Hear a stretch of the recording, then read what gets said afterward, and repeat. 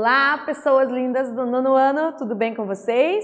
Espero que vocês estejam muito bem, a prof está bem, vamos sorrir e vamos continuar caminhando, ok? Coloca um sorrisão lindo nessa cara aí, porque vamos trabalhar função quadrática. Função quadrática, parábola, tudo a ver com sorriso, hein? É sim, pode botar um sorriso nessa cara que eu quero ver. Ah, agora melhorou. Vamos lá? Vamos? Objetivos.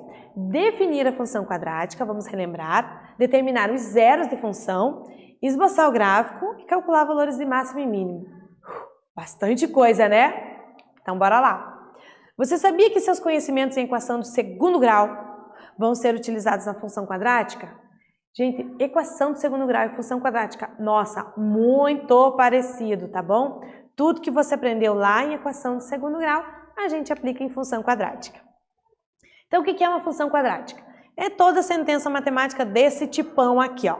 Y igual a ax ao quadrado mais bx mais c, onde x é variável, tá bom? A, b e c são coeficientes, são números, ok?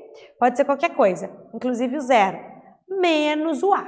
O a não pode ser zero, senão aqui anula, deixa de ser equação do segundo grau. Deixa de ser função, né? Ela vira função do primeiro grau, tá bom? Deixa de ser a função do segundo.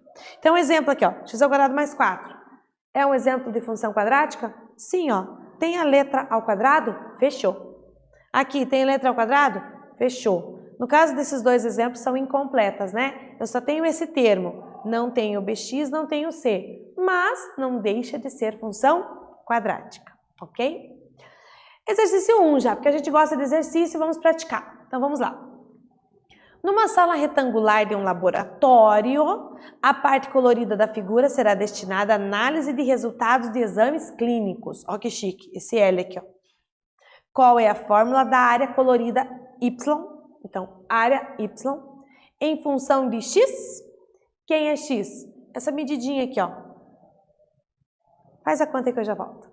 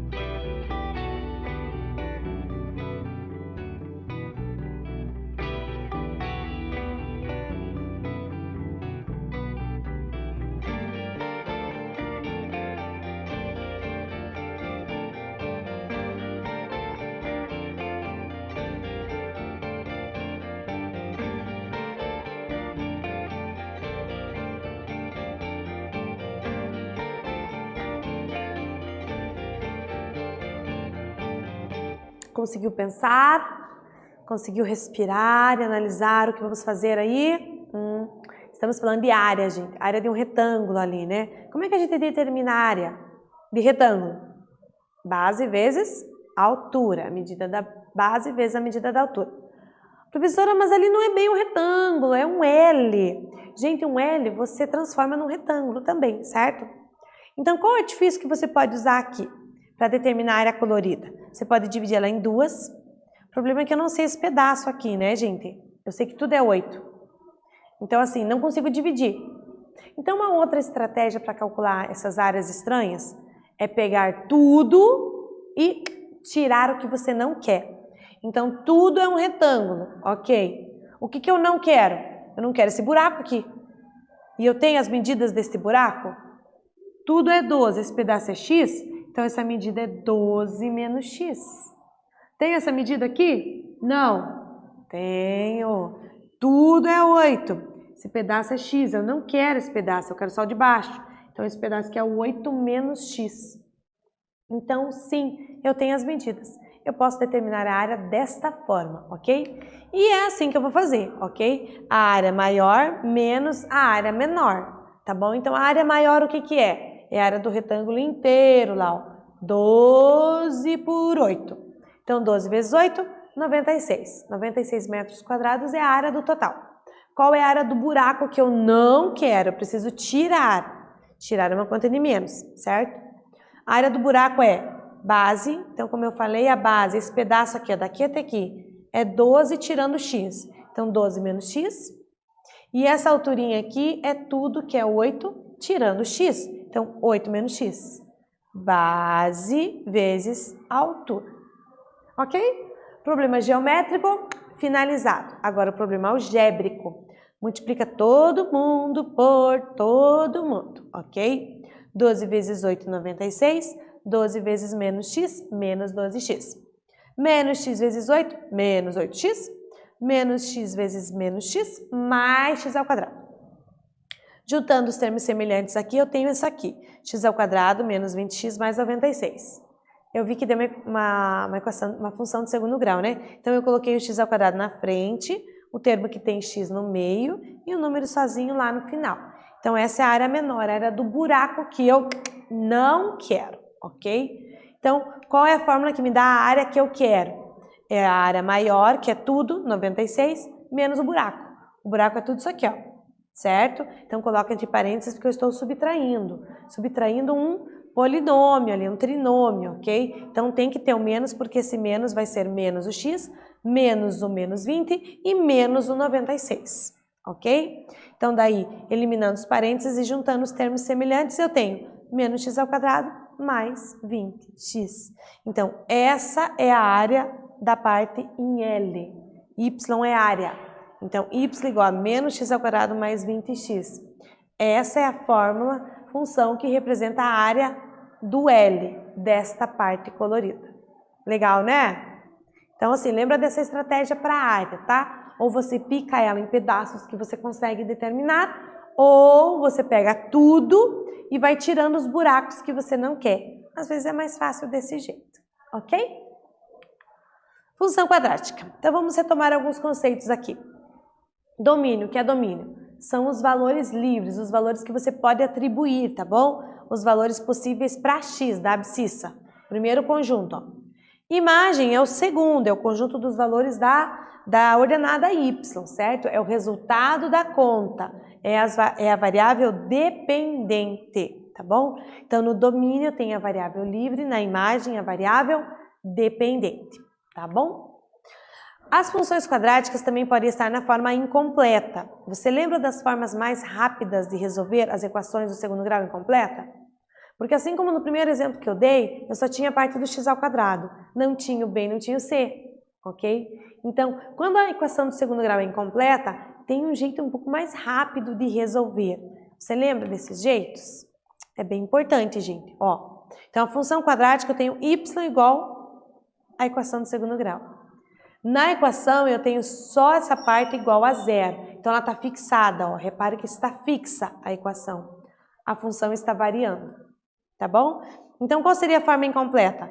Ou o c igual a zero, ou o b igual a zero, aqui nesta forma, ou ambos igual a zero. Eu só tenho a primeira parte. Quando é incompleta, tem sempre um jeitinho mais rápido de resolver do que a forma completa, tá bom? Então, é legal a gente lembrar dessas formas. Para isso, exercício 2. Um carro autônomo em testes por uma estrada longa e retilínea é programado para seguir a equação horária. S igual a 20 mais 12 vezes t mais 2t ao quadrado. O que é S, meu Deus do céu? S é medida em metros, é a distância. E t é o tempo em segundos. Considerando que o movimento tem início no instante t igual a zero, então t igual a zero, começa o movimento. Então, como eu estou numa situação prática, gente, não existe o tempo negativo, porque não faz sentido, ok? Então, aqui o domínio, os valores que eu posso atribuir para t seria positivo. Por quê? Porque nesse contexto não faz sentido. Então, ele quer saber com quanto tempo esse carro levará para chegar na posição de 52 metros. Pensa aí, eu já volto.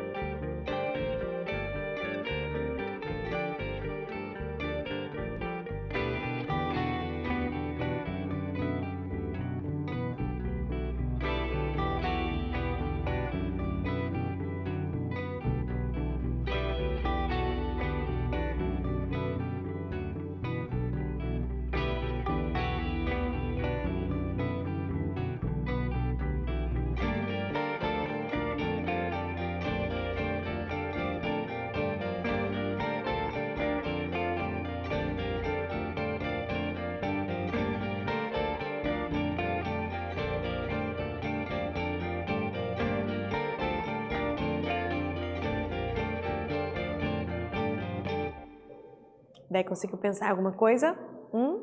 Ele deu a posição e quer saber o tempo. O S representa a posição. Logicamente, você vai colocar o 52 no lugar do S. Ele te disse que a posição é 52. Então, a partir do momento que eu tenho um valor, gente, eu não preciso mais da letra.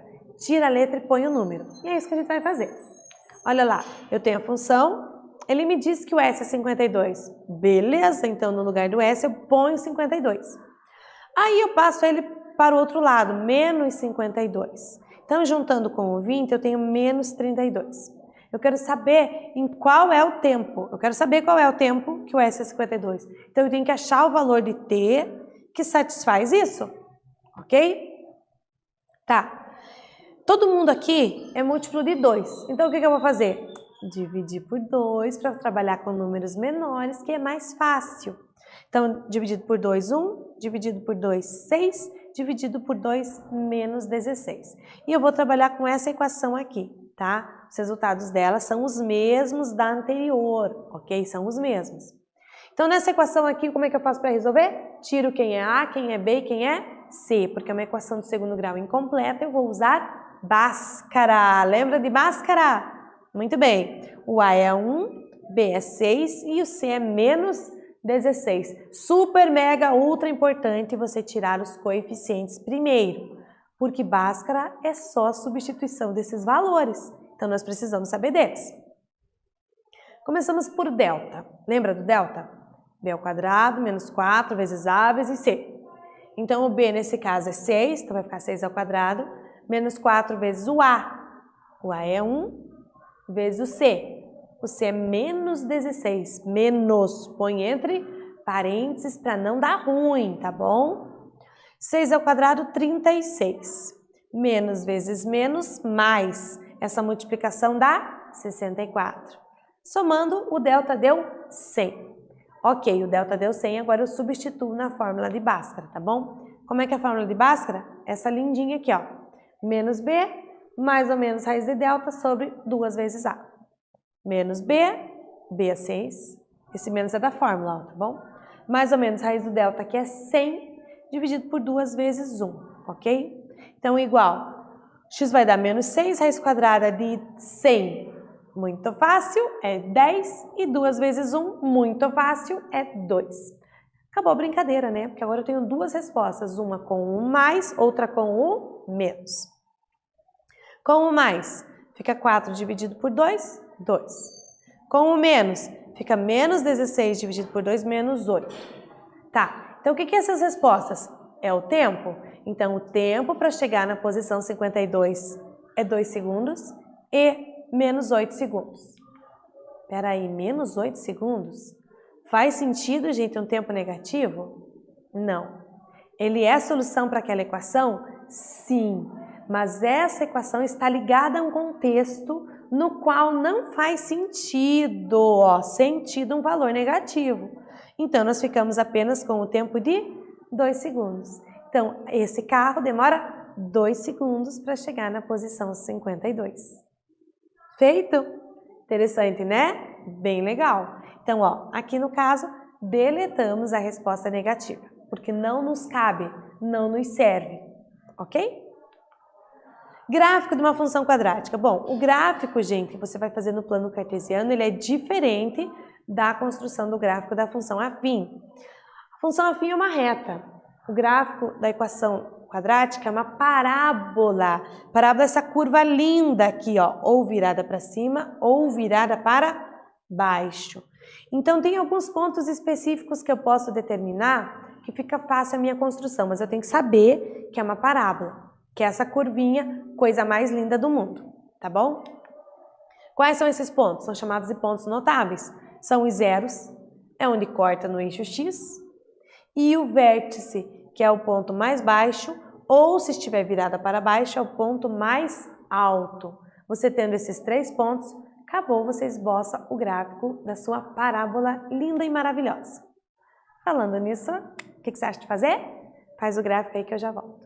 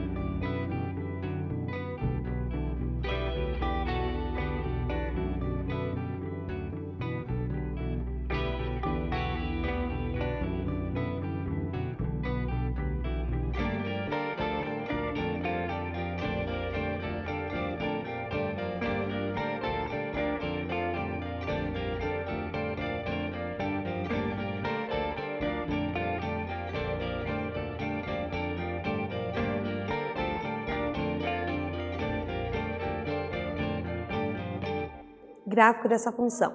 Então, assim, se você for atribuir os valores para x e conseguir y, você vai ter que atribuir muitos valores, porque você, dependendo, você vai ter a impressão que eles estão alinhados, mas eles são apenas um pedaço da parábola.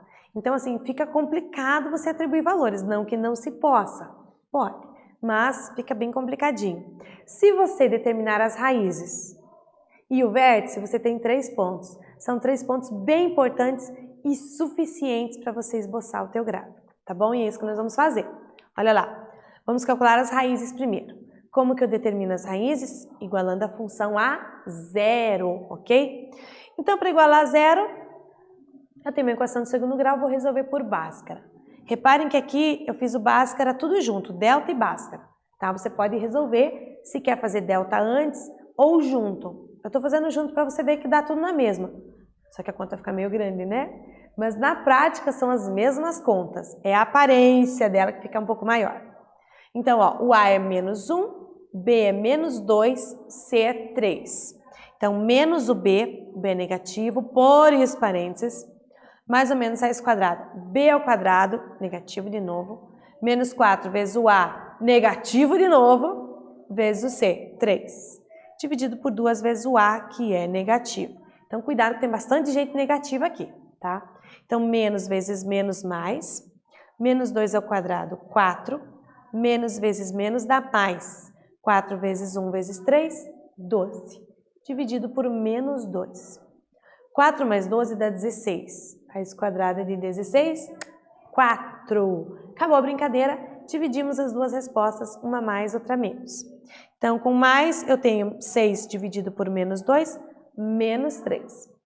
E com menos, eu tenho menos 2 dividido por menos 2, 1. Então, menos 3 e 1 são as raízes. É onde a minha parábola corta no eixo X, o eixo horizontal, o eixo deitado. E o vértice? Bom, a parábola é toda simétrica, gente, linda e maravilhosa. Então, o vértice está exatamente em cima do eixo, o eixo de simetria. Então, para determinar o vértice, o x do vértice, a coordenada do vértice tem uma em x e em y. Vamos pegar a abscissa dessa coordenada. Eu preciso do ponto médio entre as raízes. Então, o ponto médio entre as raízes, você soma e divide por 2. Quem que está exatamente no meio do menos 3 e do 1? Eu tenho menos 1. Então, o x do vértice será menos 1. Para determinar o y do vértice, eu substituo na função o menos 1. É menos 1, tá, gente? Aqui tem o menos. Menos 1. No lugar do x, ó, ponho menos 1. Fazendo essa conta, eu tenho 4. Então, as coordenadas do vértice são menos 1 e 4. Acabou o problema. Agora é só esboçar o gráfico. Olha lá, ó. Corta em menos 3 e 1. Beleza? E o vértice fica em menos 1 e 4. Então, nesse pontinho é o vértice. O A é negativo, a concavidade é virada para baixo, ó. Só desenhar. Bem linda e maravilhosa. Dar esses 3 pontos, ó, as duas raízes e o vértice. Fácil, né, gente? Bem tranquilo se você fizer desta forma. Se você ficar atribuindo valores, pode ser que você não consiga determinar em que altura vai ficar a concavidade, em que altura vai ficar o vértice, você não consegue determinar, tá? E dessa forma, 3 pontos são o suficiente. O vértice da parábola você também pode determinar por essa fórmula, menos b sobre 2a, menos delta sobre 4a. E agora eu tenho 4.